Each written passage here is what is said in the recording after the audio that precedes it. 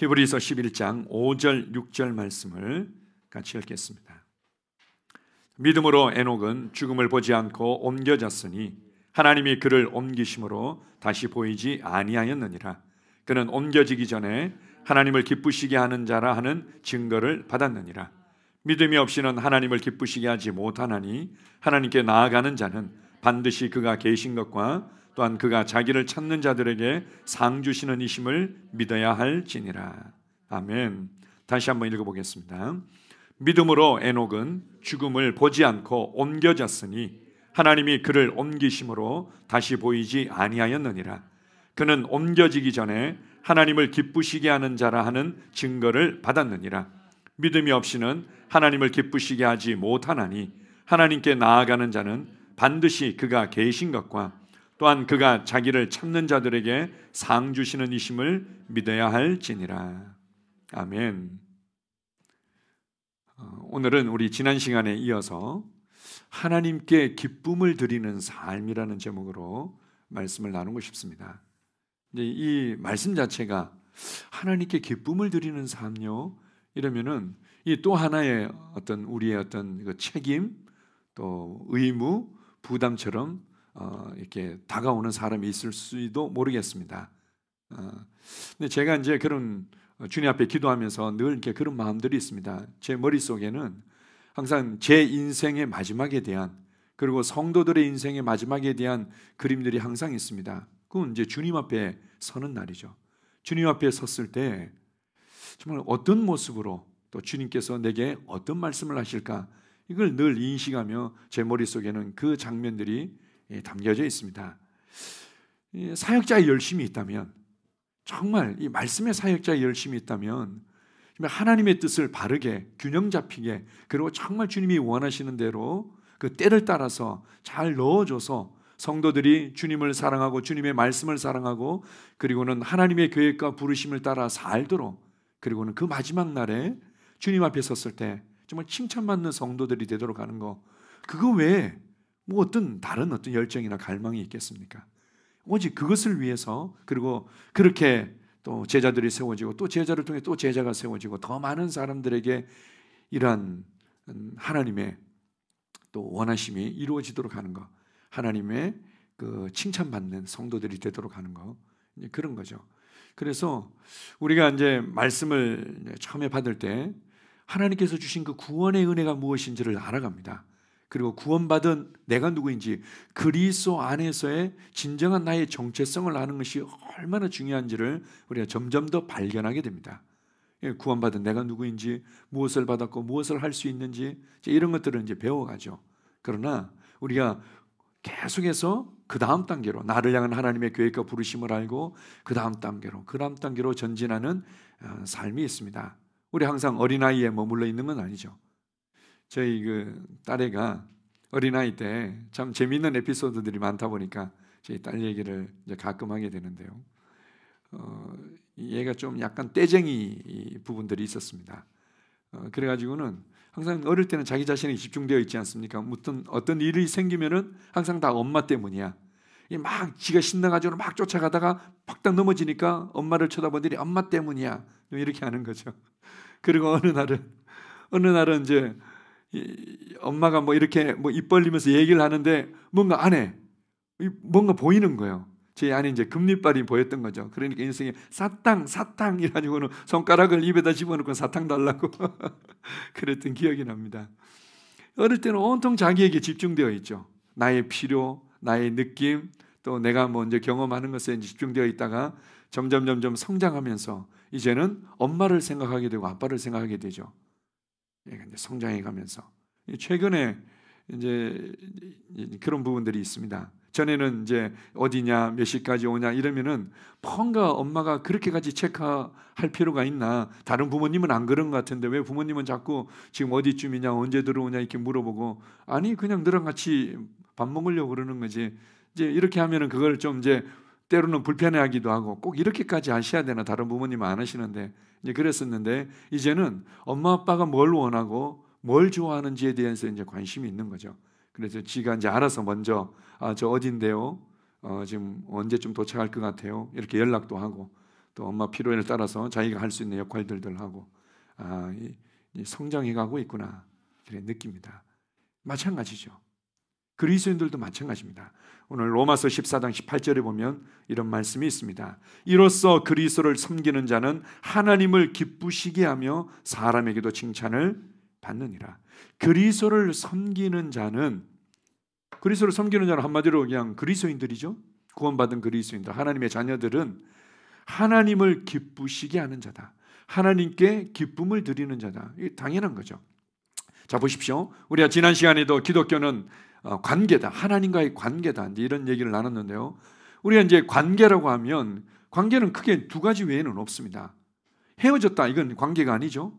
보통 유지하는 관계가 있고 발전하는 관계가 있습니다. 유지하는 관계는 적당한 선에서 그냥 적당하게 오픈하고 적당하게 얘기하고 적당한 거리를 두고 하는 것은 그냥 어느 정도 그냥 유지가 되는 거죠. 그러나 발전하는 관계는요, 조금 더 자신의 삶과 자신의 마음에 있는 것들을 오픈하면서 서로서로 알게 되고 신뢰하게 되고 나아가서는 서로서로의 필요와 만족과 기쁨을 위해서 이렇게 이제 헌신하게 될 때 이 관계는 발전하게 되는 거죠.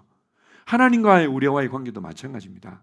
처음에는 우리가 기도할 때마다 뭐 하나님의 사랑을 경험하고 하나님의 은혜도 경험하고 그리스도 안에서 누리는 그 풍성한 은혜와 말씀의 능력들을 경험하고 그것을 간증하면서 좋아하고 주님이 나의 힘이십니다. 주님이 나의 모든 것 되십니다. 주님이 나의 능력이십니다. 나는 하나님의 말씀으로 이 모든 것을 할 수 있습니다. 내게 능력 주시는 자 안에서 내가 모든 것이 가능합니다. 이러한 이제 은혜들을 누려가지만 동시에 어떻게 해요? 하나님 그분이 기뻐하시는 게 뭘까?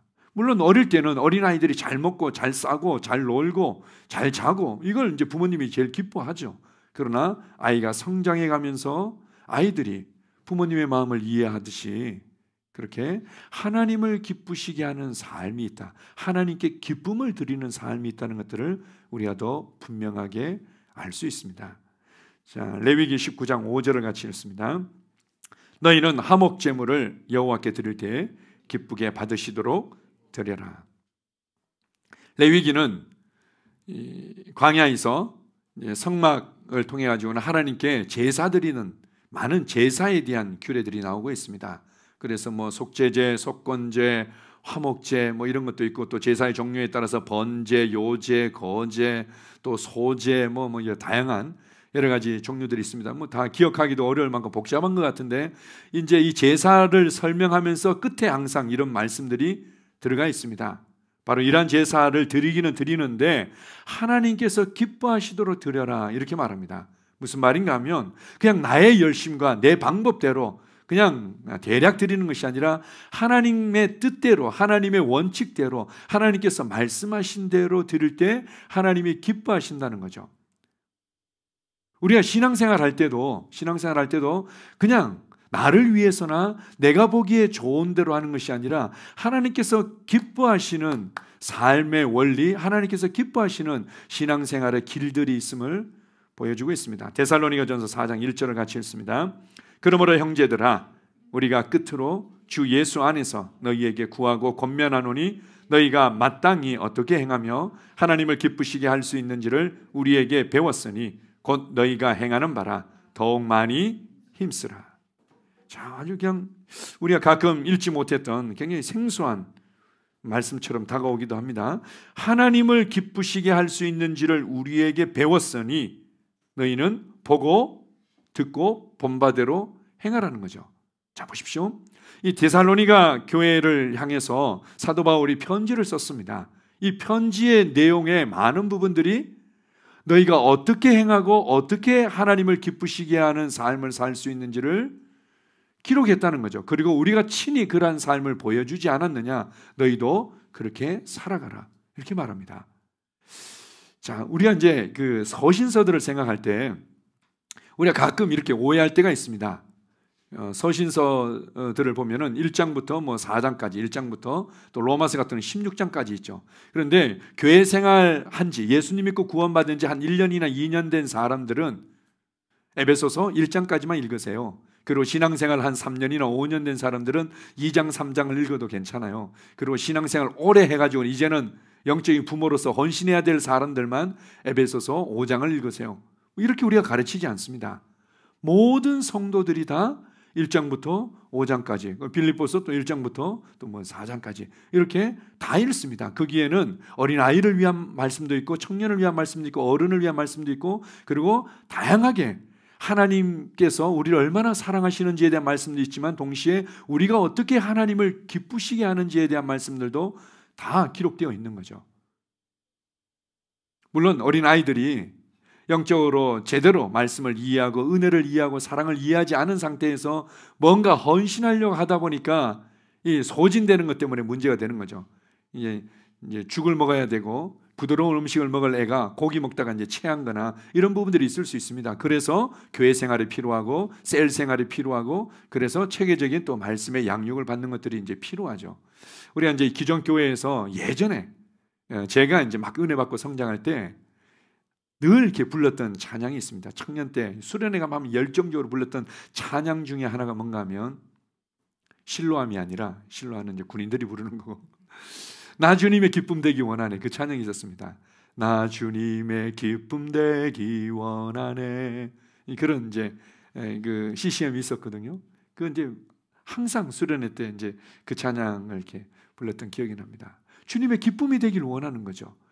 그런데 이제 문제는 아까 얘기한 대로 정말 하나님과의 바른 관계 그리고 그리스도 안에서 진짜 내가 누구인지를 받았고 무엇을 할 수 있는지를 알지 못하는 상태에서 그냥 주님을 위해서 헌신해야 된대. 헌신하면 기뻐한대.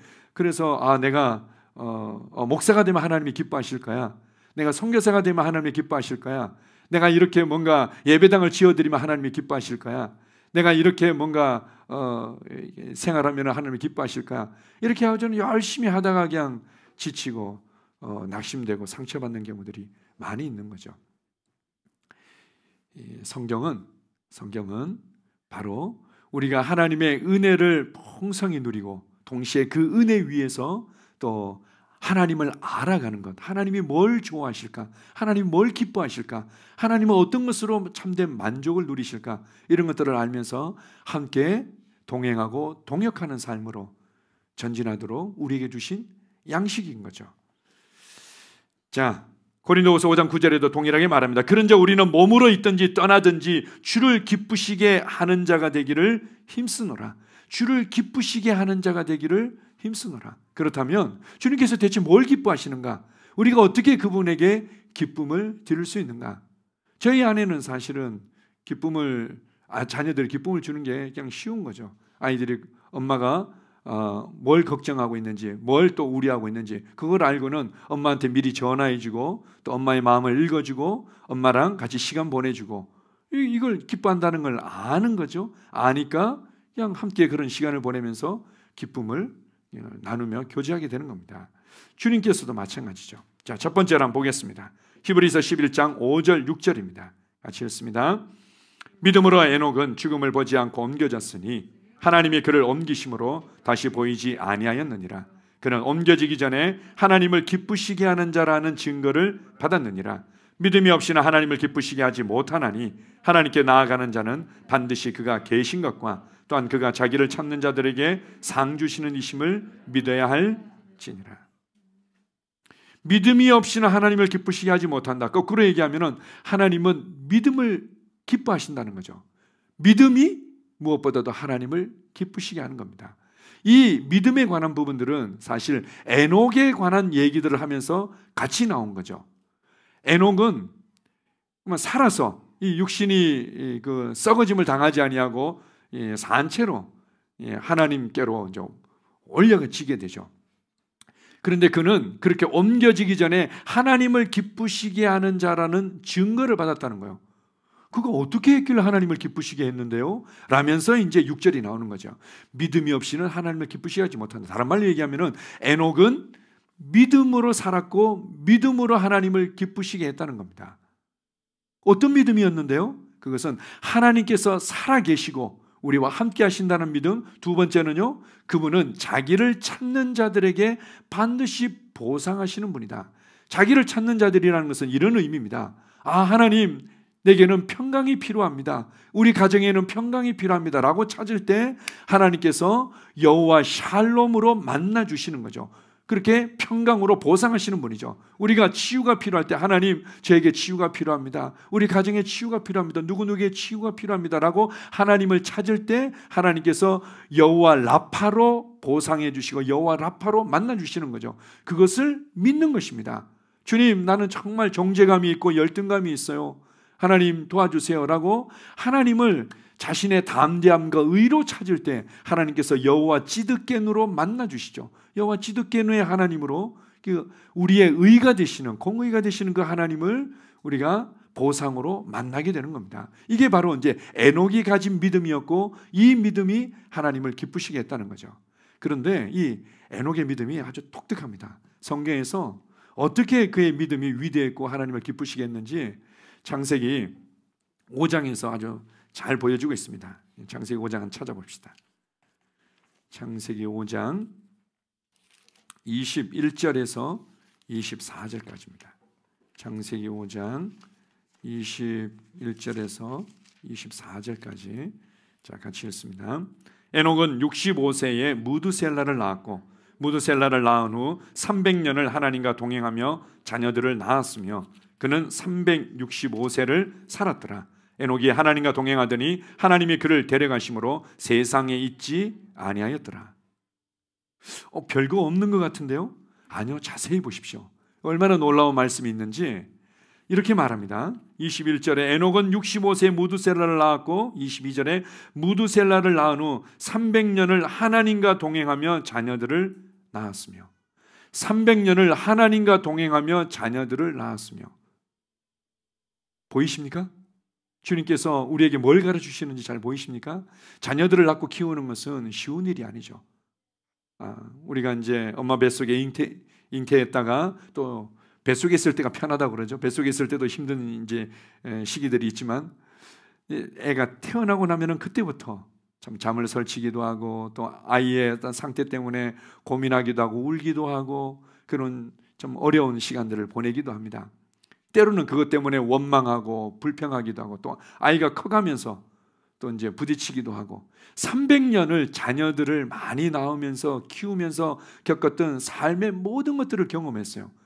그때마다 어떻게 해요? 하나님 잠깐만 기다리세요. 내가 얘 어떻게 해결하고 나서요.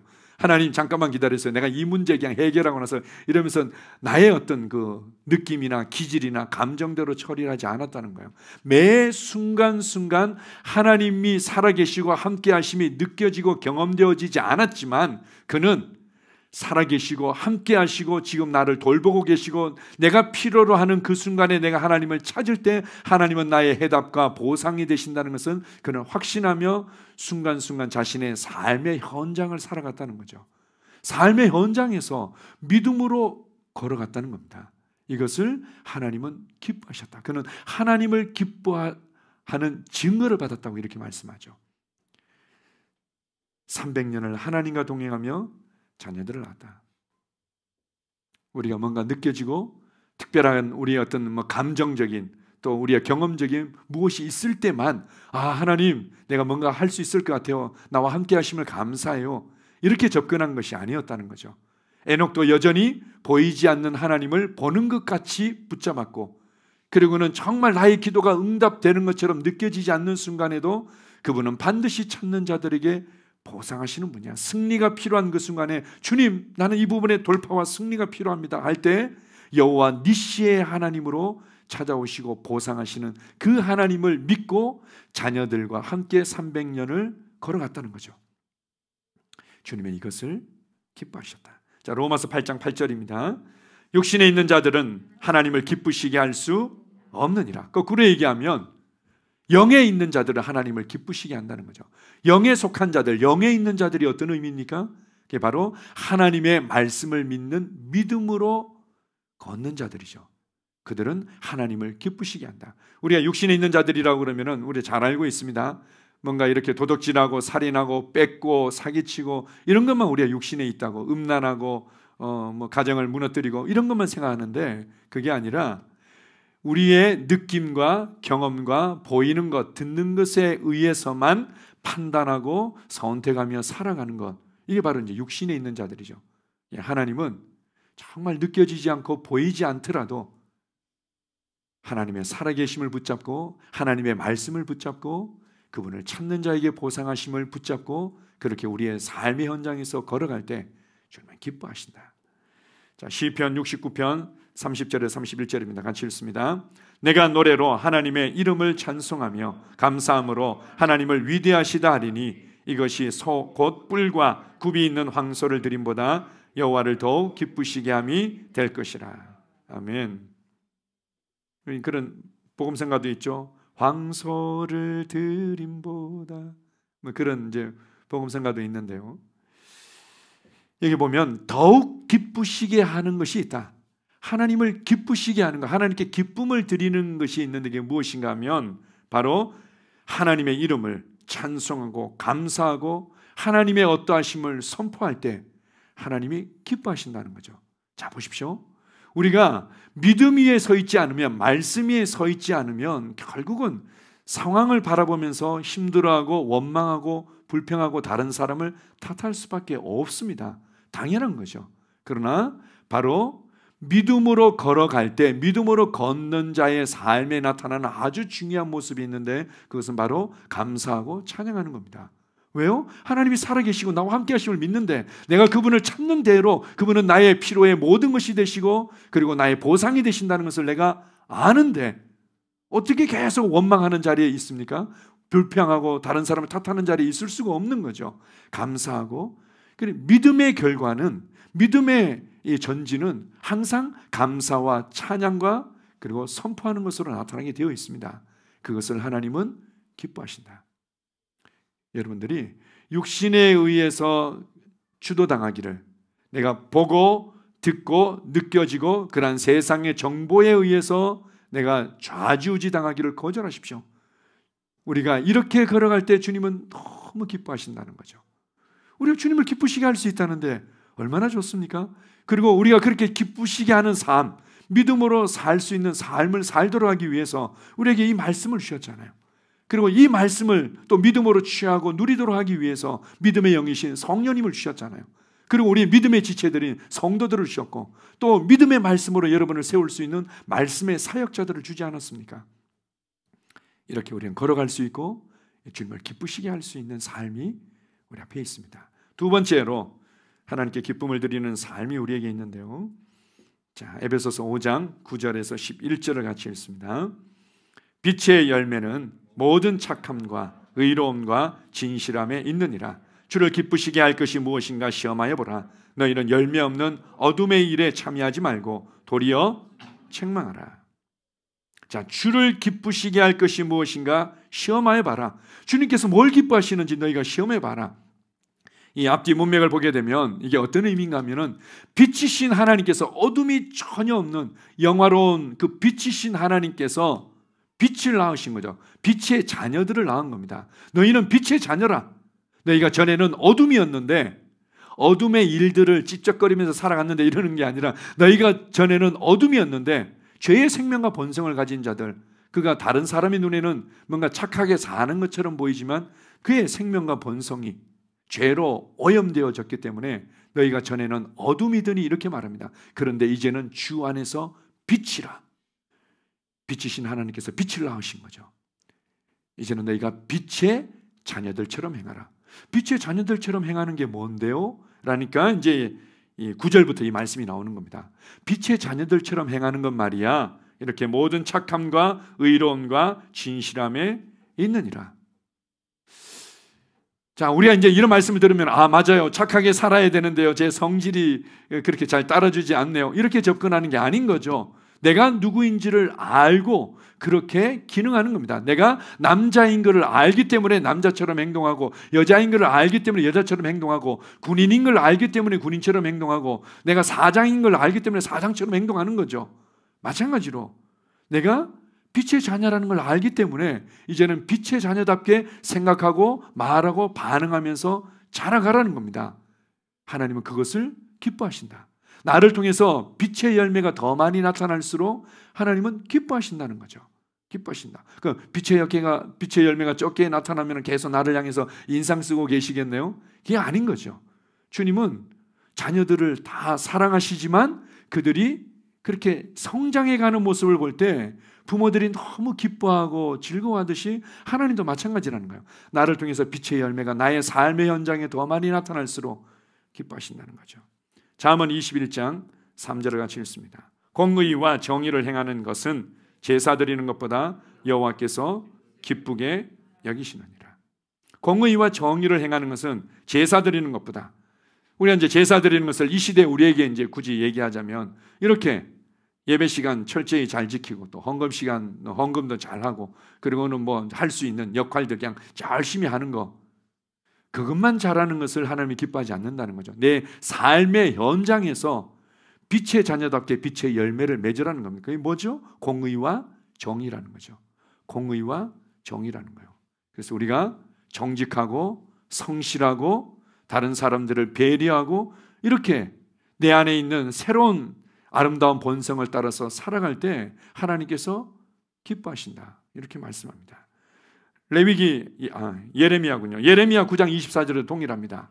예레미야 9장 24절에도 사랑과 정의와 공의를 행하는 것을 하나님은 기뻐하시고 또 그렇게 우리에게 말씀하고 있습니다. 사랑과 정의와 공의로 행하는 것을 주는 기뻐하시죠. 우리가 이제 가끔 이제 그런 것 때문에 서로 이제 판단하고 비판하는 경우들이 있는 거죠. 교회 생활을 진짜 너무 잘해요. 그래서 교회에서 인정받아서 나름대로 역할들이 많아지고 역할에 맞는 또 직분이라는 또 이름도 이렇게 불려지기도 하고, 그래서 뭐 여러 가지 이제 직분의 이제 이름들을 가지고 있는데 실제로 나의 삶의 현장에서는 빛의 자녀로서 빛의 열매가 없는 거죠. 하나님 마음이 아파하신다. 우리는 교회 생활만 열심히 하는 것을 원하는 것이 아니라 결국은 이것이 나의 삶의 현장에 착함으로, 의로움으로, 거룩함으로, 사랑으로, 정의로, 공의로 나타나기를 원하는 거죠. 실제로 보십시오. 우리가 이제 그 말씀을 알아가면서 제일 먼저 관심을 가지는 것은 문제가 해결되기를 원하죠. 특별히 이제 뭐 질병의 문제가 없거나 또 자녀의 문제가 없다면 대부분이 사람들이 원하는 것은 재정에 관한 부분이죠. 재정에 대한 돌파가 있기 위해서, 특별히 이제 이 복음을 접하고 나니까 재정을 다룰 수 있다고 그러고 재정을 불러올 수 있다고 그러고 그리고는 빚 문제를 얼마든지 해결할 수 있다고 그러니까 이 말씀에 집중하고 막 고백하고 선포합니다. 그리고 실제로 응답들이 있습니다. 왜 그렇습니까?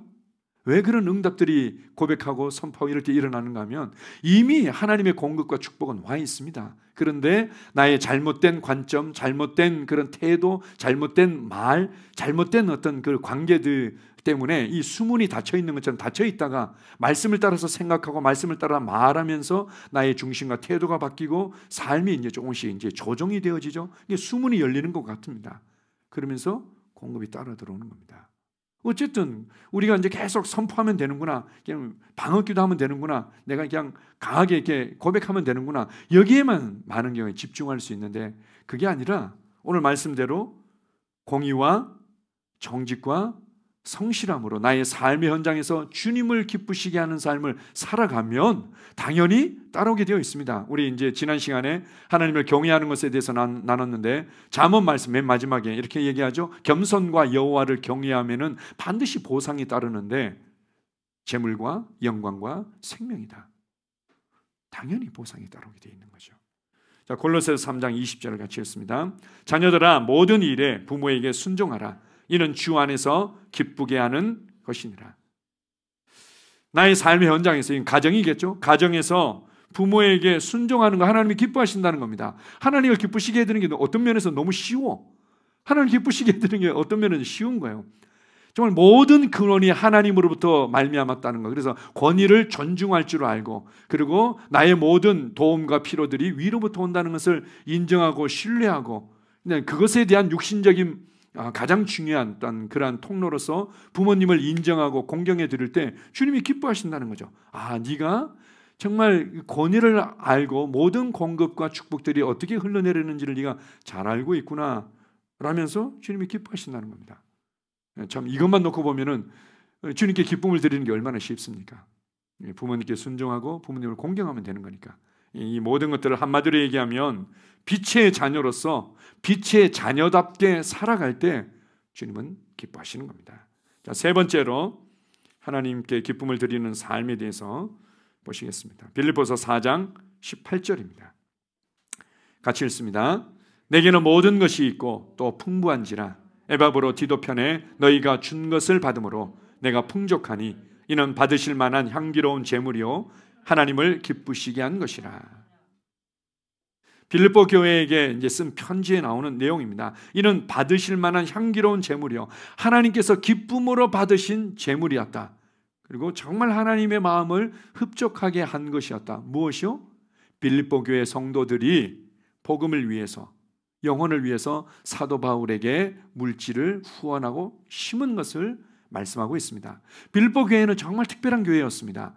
사도 바울이 아시아 지역, 지금의 이제 터키 지역을 당시에 이제 소아시아라고 그랬는데 아시아 지역에서 복음을 계속 전했었는데 어느 순간부터 왠지 어떤 뭐 구체적으로 나오진 않지만 자꾸 이렇게 복음을 전할 수 없는 문이 이렇게 닫히고 뭔가 잘 안 되는 뭐 이런 부분들이 있었던 거죠. 주님, 우리가 어디로 가야 됩니까? 라고 기도할 때 환상 가운데 마케도냐 사람이 지금의 이제 지금 그리스 지역이죠.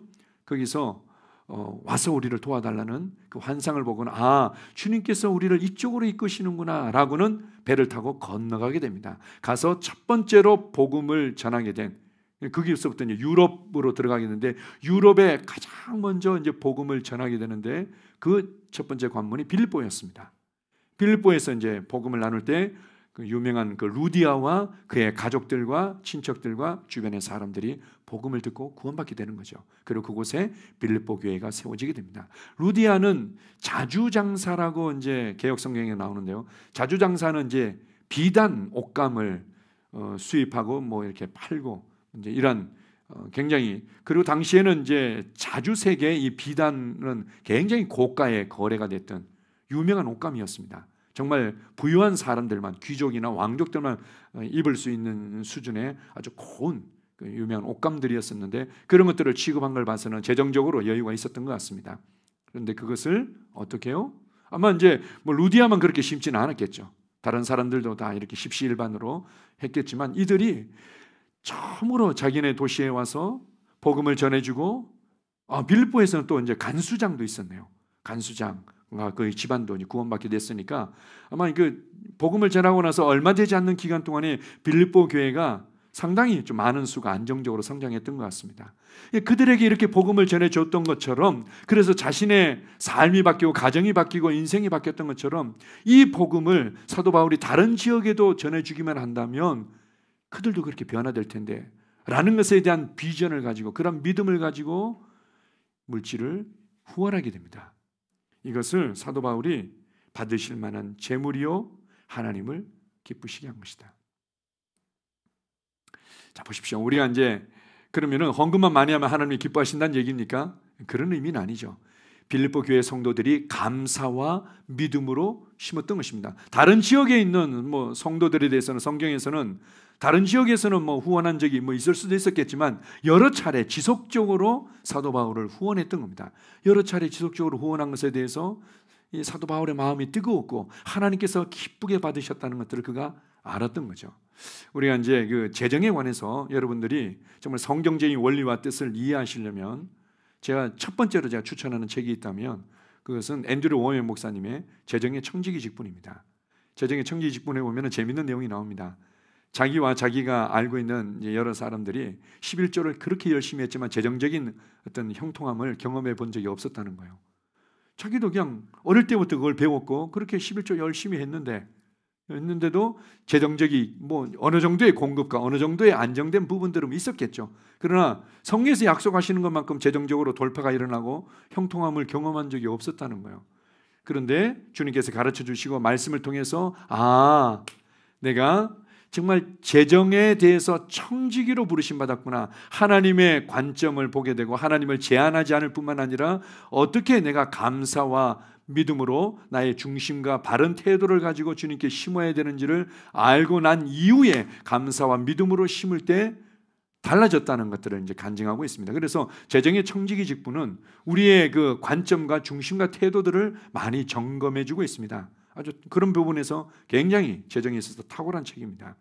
마찬가지로 그냥 우리가 뭐 또 하나 그러니까 많이 하면 되는 모양이다. 이렇게 하면 되는 모양이다. 이제 이것은 또 하나의 제사와 같은 거죠. 주님은 그런 제사를 원하는 것이 아니라 감사와 믿음으로 우리의 마음을 실어서 일단 믿음으로 드릴 때 주는 그것을 기뻐하시는 거죠. 히브리서 13장 16절입니다. 자, 같이 읽습니다. 오직 선을 행함과 서로 나누어 주기를 잊지 말라. 하나님은 이 같은 제사를 기뻐하시느니라. 오직 선을 행함과 서로 나누어 주기를 잊지 말라. 1차적으로는 교회 성도들에 관한 말씀이고, 그리고는 우리 주변에 복음이 필요한 사람들에 관한 부분이죠. 그들에게 선을 행하고 나누어 주는 것을 잊지 말라. 이것은 제사다. 구약의 이제 제사로 비유하고 있습니다. 구약에 많은 제사가 지금은 없죠. 지금도 뭐 이제 염소 잡아다가 뭐 송아지 잡아다가 이렇게 제사를 드릴 수는 없는 건데, 이 시대 그리스도 안에서 새로운 제물로 드리는 제사가 있는데, 바로 감사와 찬양과 이런 것뿐만 아니라 이게 나누어 주는 것이다. 영혼을 위해서 심고 복음을 위해서 심고 나눠주는 것을 하나님은 기뻐하십니다. 그러니까 여러분은 어떤 의무나 책임을 받은 것이 아니라 나의 아빠를, 나의 부모님을 기쁘게 해드릴 수 있는 것이 무엇인지를 발견하고 그 기쁨을 누리고 그 기쁨의 교제를 나눌 수 있는 것, 이게 바로 이제 교회 생활이고, 교회 생활에서 이루어지는 여러 가지 부분들이죠. 네 번째로 하나님을 기쁘시게 하는 삶에 대해서 이렇게 말씀합니다. 골로새서 1장 20절 같이 읽습니다. 그의 십자가의 피로 화평을 이루사 만물 곧 땅에 있는 것들이나 하늘에 있는 것들이 그로 말미암아 자기와 화목하게 되기를 기뻐하심이라. 화목하게 되기를 기뻐하심이라. 한마디로 얘기하면 잃어버린 자들과 하나님이 다시금 화목되어질 때, 잃어버린 자들이 다시금 주님께로 구원받고 돌아올 때 하나님은 기뻐하신다는 거죠. 영혼이 주님께로 돌아올 때 하나님 너무 기뻐하십니다.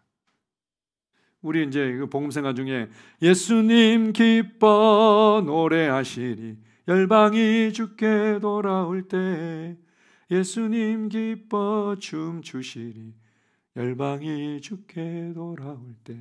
춤추신다고 그러죠? 성경에 그런 말이 어디 있습니까? 성경에 보면 이제 그런 부분들이 있는 거죠. 그 중에 이제 주님께서 비유로 말씀하신 거지만, 탕자의 비유를 통해서 누가복음 15장에 보면 아주 놀라운 부분들이 있습니다. 자, 보십시오. 전에도 제가 한번 지나가듯이 한번 얘기한 부분들이 있는데요, 이 하나님께서 얼마나 기뻐하시는지의 마음들이 이 탕자의 비유를 통해서 나옵니다.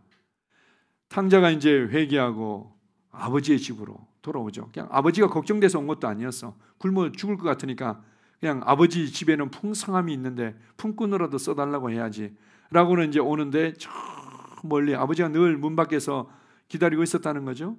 저 멀리 그냥 걸음걸이만 봐도 저 누추하게 보이는 사람이 자기 아들인 걸 알아봤습니다. 이 녀석 드디어 정신 차렸구나. 그래, 어떻게 나오나 한번 보자. 이 녀석이 아주 진심으로 정말 회개하는지 안 하는지 내가 잘 지켜봐야 되겠다. 진심으로 회개하지 않으면 내가 못 본 척 해야지. 아버지는 그러지 않았습니다.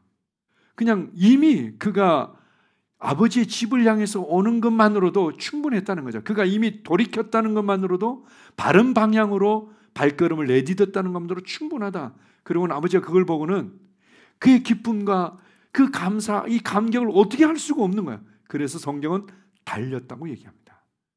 아버지가 뭐 지금처럼 뭐 예전에는 지금 걷지 않고 예전에는 조금 더 일찍 자녀들을 낳았기 때문에 아버지가 뭐 굉장히 나이 든 노친네가 아니었을 수도 있겠지만, 어쨌든 아들이 돌아온 걸 보고는 이 아버지가, 이 노친네가 달렸다는 거예요.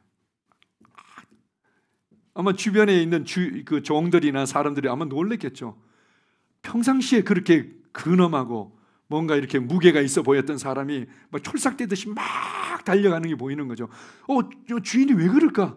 이랬더니 저기 아들이 걸어오는 거죠. 가지고는 그냥 끌어안고 입 맞추고, 그리고는 종들한테 얘기합니다. 내가 그 보관했던 그 옷을 빨리 가져와라.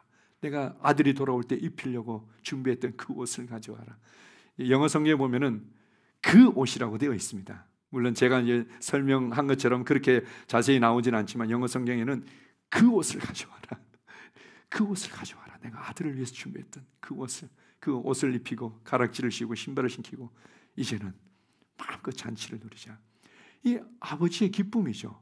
정말 영혼들이 주님께 돌아오도록 우리가 복음을 나누고 그들이 구원받도록 이끌어줄 때 하나님은 기뻐하시는 겁니다. 잃어버린 양에 대해서도 마찬가지 아닙니까?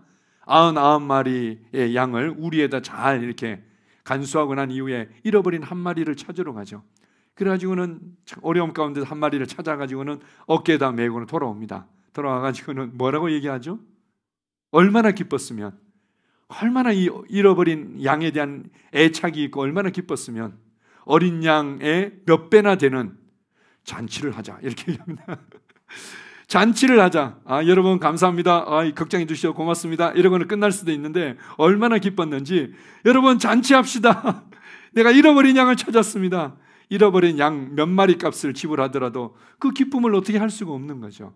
이게 아버지의 마음이고 참된 목자이신 내 아버지의 마음이라고 얘기합니다. 우리가 삶의 현장에서 복음을 나눌 때 그분은 기뻐하십니다. 우리가 삶의 현장에서 영혼들이 주님께로 돌아오고 화목해 되도록 이끌어줄 때 하나님은 기뻐하십니다. 물론 이게 방해자가 있기 때문에 쉬운 일이 아닐 수도 있습니다.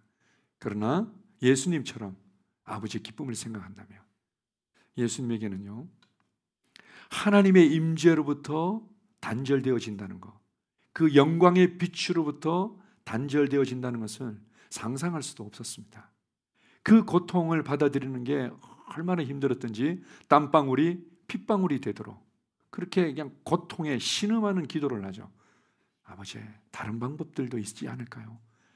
할 수만 있다면 이 잔을 내게서 옮겨주십시오. 그러나 나의 원대로 마옵시고 아버지의 뜻대로 되기를 원합니다. 영혼들이 주님께로 돌아올 때 그 느끼게 될 그 아버지의 기쁨 때문에, 아버지께서 잃어버린 영혼들 때문에 늘 이렇게 마음 아파하시는 것에 대해서 오히려 그 잃어버린 영혼들이 주님께로 돌아와서 아버지가 기뻐하실 것들을 생각할 때 내가 어떻게 이 잔을 마시지 않을 수 있겠는가? 아버지께서 기뻐하실 수 있다면, 그러니까 기꺼이 그 죽음의 잔을, 하나님의 임재로부터 단절되는 그 잔을 마시죠. 우리가 예수님과 같은 그 무게로 우리 하나님 앞에서 행할 수는 없지만, 지금은 없지만, 그러나 우리가 하나님의 기쁨을 생각하고 그분께 기쁨을 드리는 삶이 있다는 것, 그리고 그리스도인을 삶은, 그리스도를 섬기는 삶은 바로 하나님을 기쁘시게 하는 삶이라는 것들을 우리가 붙잡았으면 좋겠습니다. 자, 마지막으로 요한일서 3장 22절을 같이 읽습니다. 무엇이든지 구하는 바를 그에게서 받나니 이는 우리가 그의 계명을 지키고 그 앞에서 기뻐하시는 것을 행함이라. 자, 무엇이든지 기도할 때 응답받는 삶이 있다. 무엇이든지 기도할 때 응답받는 삶이 있다. 더 간절히 기도하면 됩니까? 무조건 믿음으로 기도하면 됩니까? 믿음으로 기도하면 된다고 성경에서 설명한 부분들이 있는데 두 가지를 이 요한일서에서는 언급하고 있습니다. 우리가 그의 계명을 지키고 그 앞에서 기뻐하시는 것을 행할 때 우리가 기도하는 모든 것들이 응답받는다. 그의 계명을 지킨다는 것은 우리가 쉽게 얘기할 때는 하나님의 뜻대로, 영적인 원리대로 살아갈 때 하나님 기뻐하신다. 그러나 특별히 요한일서에서 예수님을 통해서나 사도 요한을 통해서 가르쳐주는 새로운 계명이 있는데, 구약의 계명이 아니라 새로운 계명이 있는데 그것이 무엇인가 하면 바로 서로 사랑하는 계명이죠. 하나님을 사랑하고 이웃을 사랑하고 서로 사랑하면서 살아갈 뿐만 아니라 하나님께서 기뻐하시는 것을 행할 때 우리가 구하는 모든 것들에 응답이 있다. 많은 경우에 우리의 기도가 땅에 떨어집니다. 어떤 의미에서는 그건 기도가 아닌 거죠. 성경에서 기도하면은 땅에 떨어지는 것은 기도가 아닙니다. 땅에 떨어지지 않는 게 기도죠. 근데 어쨌든 일반적으로 기도가 땅에 떨어집니다. 그것은 이 말씀에서 보여주고 있는 영적인 원리를 따라 하나님의 뜻을 따라서 바르게 기도하지 않기 때문에, 믿음으로 기도하지 않기 때문에 그런 부분들이 있지만, 또 동시에 어떻게 해요? 여기서는 우리가 그의 계명을 지키고 그 앞에서 기뻐하시는 삶을 살아갈 때, 그게 오늘 이제 몇 가지 우리가 봤던 부분들은 삶의 현장에서 믿음으로 걸을 때, 빛의 자녀로서 계속해서 빛의 자녀다움을 나타낼 때, 복음과 영혼을 위해서 심고 나눌 때, 복음을 전파하고 영혼을 구원하는 삶을 살아갈 때 우리의 기도는 힘이 있고 역사하고 응답되고 영향이 우리의 삶에 나타나게 되어 있다는 겁니다. 요한복음 8장 29절에 보면 나는 항상 그가 기뻐하시는 일을 행하기 때문에 하나님이 나와 함께 하시고 그분의 모든 기적과 응답과 변화와 역사들은 나타난다. 내가 그분이 기뻐하시는 일을 내가 항상 행하기 때문에 이렇게 말합니다. 우리의 삶도 마찬가지죠. 우리의 삶도 하나님과의 친밀한 관계들을 우리가 이해한다면 그분을 기쁘시게 하는 삶이 무엇인지, 그분께 기쁨을 드리는 삶이 무엇인지를 우리가 인식하고 그렇게 살아갈 것입니다. 우리가 친밀한 관계하면, 아까도 얘기했지만 친밀한 관계하면은 내가 뭔가 이렇게 그냥 속삭 기도하고 찬양하다가 하나님의 마음을 느꼈어요. 하나님이 내게 이것을 보여주셨어요. 나 하나님의 이런 응답을 받았어요. 이것만이 친밀한 관계가 아닌 거죠.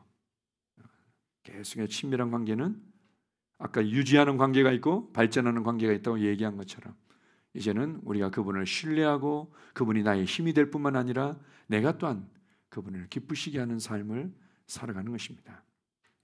자, 첫째부터 넷째까지 우리 제목만 한번 읽어보겠습니다. 자, 시작. 첫째, 삶의 현장에서 믿음으로 걷는 삶. 둘째, 빛의 자녀로서 빛의 열매를 맺는 삶. 셋째, 복음과 영혼을 위해 심고 나누는 삶. 넷째, 복음을 전파하고 영혼을 구원하는 삶. 아멘. 이러한 삶으로 주님께 기쁨을 드리는 또 한 주간이 될 줄 믿습니다. 아멘. 기도하겠습니다. 하나님 아버지 감사합니다.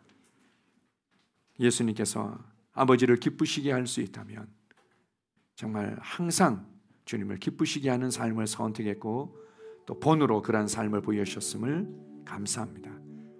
우리도 하나님과의 이 바른 관계뿐만 아니라 친밀한 관계를 갈망합니다. 친밀한 관계는 주님과 구별되어져서 주님의 마음을 알고 주님의 기쁨을 알고 주님의 눈물을 알고 뿐만 아니라 주님께 기쁨을 드리는 삶을 살아가는 것입니다. 아버지 하나님, 주님께서 무엇을 기뻐하시는지 말씀을 통해서 바르게 가르쳐 주셔서 감사합니다. 우리가 삶의 현장에서 믿음으로 걷는 것을 얼마나 기뻐하시는지요. 눈에 보이지도 않고 느껴지지도 않고 잡히지도 않을지라도 하나님이 살아계시고 내가 찾고 나의 필요의 현장과 나의 기도의 그 현장 가운데 주님은 반드시 응답하시며 보상하시는 분임을 믿는 믿음으로 감사하며 찬양하며 자녀들을 키우고 직장을 다니며 사업을 하고 사람들을 돕고 살아가는 것을 주님 얼마나 기뻐하시는지요. 또한 주님, 나는 알고 있습니다. 주님께서 무엇을 기뻐하시는지. 내가 빛의 자녀가 되었기 때문에 이제는 빛의 자녀답게 빛의 열매를 맺는 것을 얼마나 기뻐하시는지요. 나의 삶의 현장에 사랑과 정의와 공의와 모든 착함과 의로움과 진실함이 나타나는 것을 얼마나 기뻐하시는지요. 우리가 그렇게 살아갈 때 승진하지 못할 모습이 없고 우리가 더 많은 공급과 더 많은 나눠줌과 영향력이 나타나지 않을 것들이 없습니다. 저는 나는 그렇게 빛의 자녀답게 살아가기를 선택하고 그것으로 주님께 기쁨을 드립니다.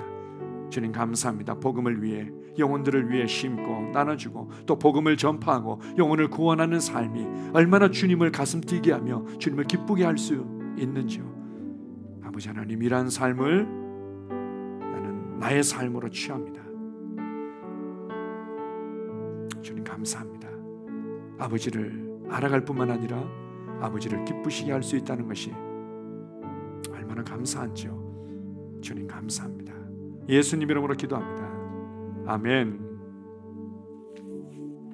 할렐루야.